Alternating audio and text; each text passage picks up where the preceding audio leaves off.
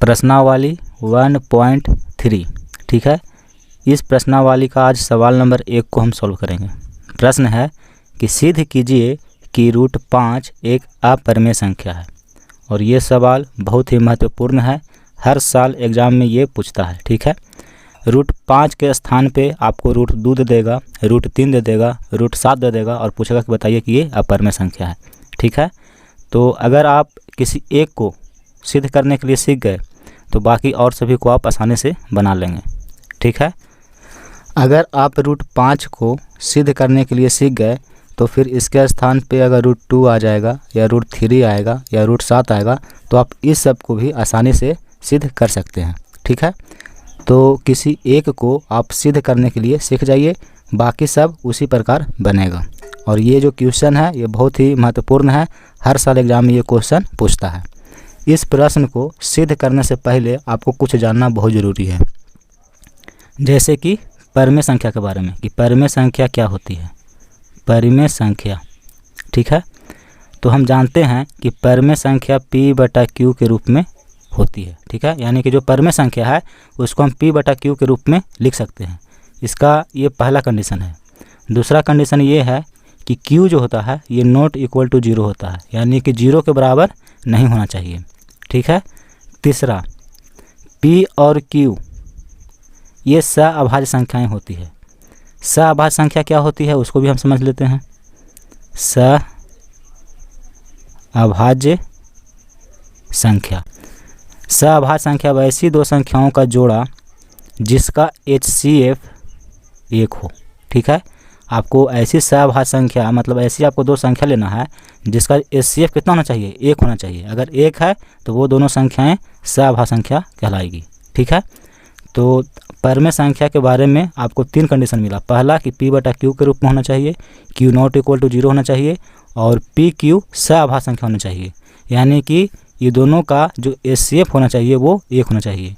कहने का मतलब ये हुआ कि ये जो दोनों संख्या है ये दोनों संख्या सिर्फ 1 से कटे, किसी और से नहीं कटना चाहिए।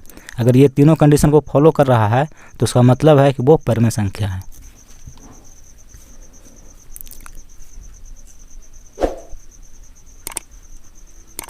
देखिए, कह रहा है कि सिद्ध कीजिए कि रूट 5 एक अपरिमेय संख्या है।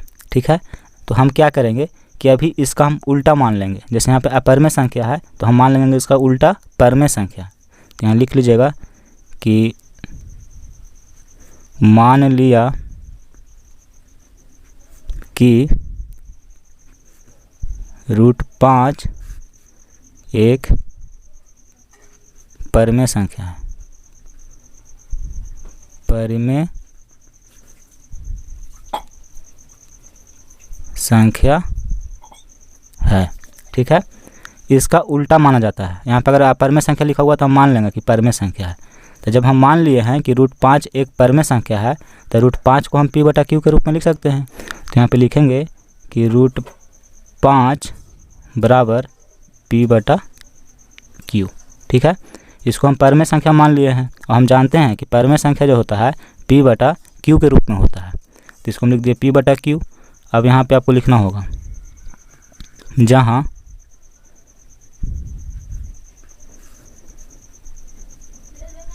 Q not equal to 0। ठीक है, यानी जब ये परिमेय संख्या है तो परिमेय संख्या का जितना भी कंडीशन होता है उसको हम यहाँ पे लिख देते हैं। जैसे Q नॉट इक्वल टू 0, फिर यहाँ लिखेंगे कि P और Q सअभाज्य संख्याएं हैं। सअभाज्य संख्याएं हैं। अतः जब P और Q सअभाज्य संख्या है तो इसका मतलब ये हुआ कि P और Q का HCF किसके बराबर होना चाहिए, 1 के बराबर होना चाहिए। तो देखिए, ये आपको लिखना यहाँ से यहाँ तक ये बहुत ज़रूरी है। अगर आप इतना लिखते हैं तो एग्जामिनर आपको फुल मार्क्स देगा। अब चलिए इसको हम सॉल्व करते हैं। अब ये जो है इसको दोनों तरफ हम क्या करेंगे, स्क्वायर करेंगे। यहाँ लिखेगा कि दोनों तरफ वर्ग करने पर। ठीक है, अब इसको पहले लिख लेते हैं। जैसे √5 बराबर P/Q है, तो इसको हम क्या करेंगे, स्क्वायर कर देंगे। अब इसको सॉल्व करिए। √5 का जब हम स्क्वायर करेंगे तो 5 हो जाएगा। यहाँ देखिए √5 का स्क्वायर, इसका मतलब हुआ कि √5 गुना √5। अब √5 में √5 से गुना करेंगे तो √25 हो जाएगा, और √25 का जानते हैं कि वर्गमूल 5 होता है, तो यहाँ पे हम लिखे 5।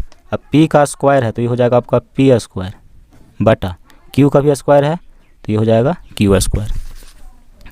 तो इसको यहाँ भेजते हैं और इसको यहाँ पे लाते हैं। देखिए ये चल जाएगा यहाँ पे, तो हो जाएगा Q² बराबर P²। इसके नीचे एक छिपा हो रहता है तो इसको यहाँ पे भेज दिए और इसको यहाँ पे लाएंगे बटा में 5। अब इसको हम लिख लेते हैं समीकरण 1। अब यहाँ पे ध्यान से देखिए, इसको P² 5 से क्या है, विभाजित है। ठीक है, यहाँ पे लिखिएगा कि चूँकि P² 5 से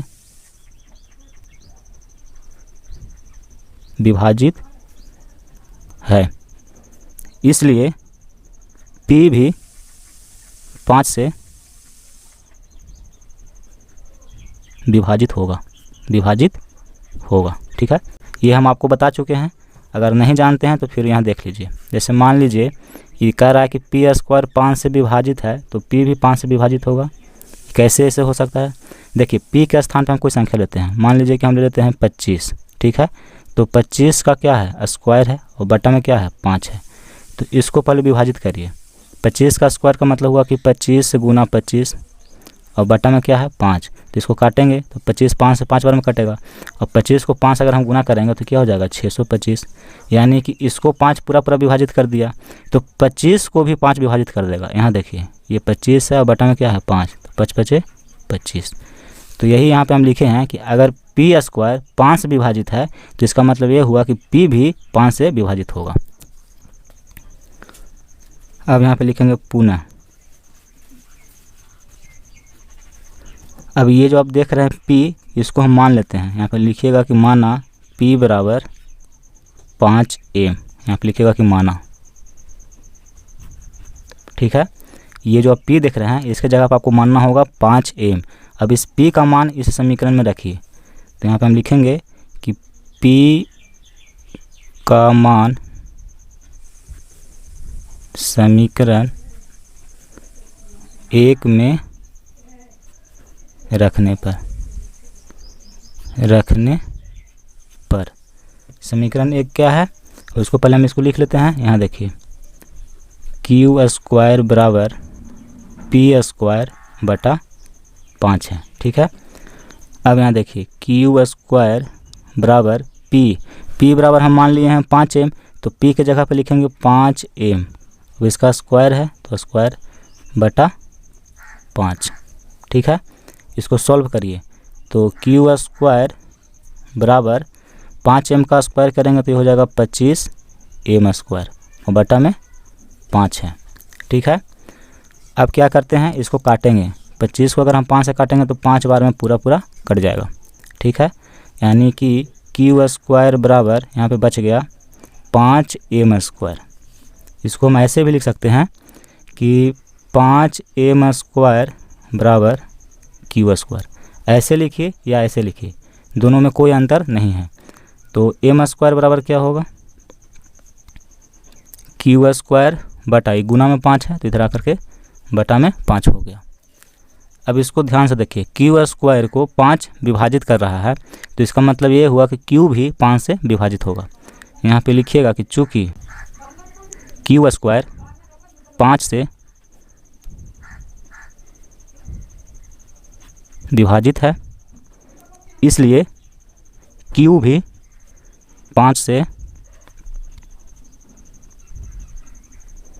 विभाजित होगा। ठीक है, अब यहाँ पे देखिए P भी 5 से विभाजित होगा और Q भी 5 से विभाजित होगा, लेकिन हमने माना था कि P और Q सअभाज्य संख्या है, यानी कि P और Q सिर्फ 1 से कटेगा, बाकी किसी और संख्या से नहीं कटेगा। लेकिन यहाँ पे हम देख रहे हैं कि P और Q दोनों जो है 1 के अलावा 5 से भी कट रहा है। इसको यहाँ पे हम लिख देंगे। यहाँ पे लिखिएगा कि चूँकि P और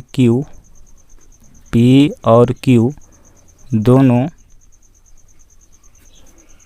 5 से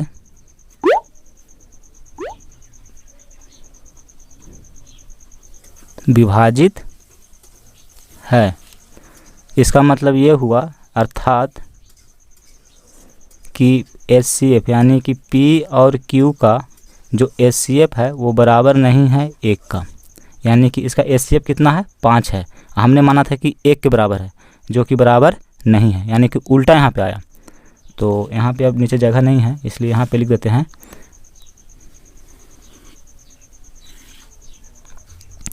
तो यहाँ पे आप लिखिएगा कि अतः हमारी अवधारणा यानी कि जो हमने माना था वो क्या है, विरोधाभास मालूम होती है। विरोधाभास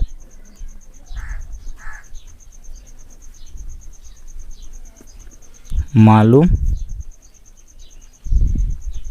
होती है। अतः √5 एक अपरिमेय संख्या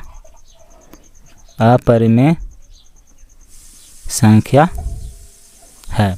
यही आपको सिद्ध करना था, जो हमने कर दिया। ठीक है, तो इसको आप एक बार बढ़िया से देख लीजिए, उसके बाद एक बार 2 बार बना लीजिएगा। अब मान लीजिए कि आप सिद्ध करने के लिए सीखे हैं कि √5 एक अपरिमेय संख्या है, लेकिन आप एग्जाम में देने जाएंगे और वहाँ पे आ गया कि सिद्ध करिए कि √2 एक अपरिमेय संख्या है, तो क्या करिएगा। तो देखिए, जहाँ पे हम √5 लिखे हैं उसके स्थान पे आप √2 लिखिएगा, 5 के स्थान पे आपको सिर्फ 2 लिखना है। ठीक है, उस प्रकार आप सॉल्व करते जाइएगा। जैसे यहाँ पे √5 का स्क्वायर है, तो आप क्या करेंगे वहाँ पे कि √2 का स्क्वायर करेंगे, तो √5 का स्क्वायर 5 हुआ, लेकिन √2 का स्क्वायर करेंगे तो यहाँ पे क्या हो जाएगा, 2 होगा। तो यही सब आपको खाली चेंज करना है, और बाकी जैसे बनाए हैं उसी प्रकार उसको भी बनाना है। ठीक है, तो इसको सिद्ध करने के लिए सीख जाइए।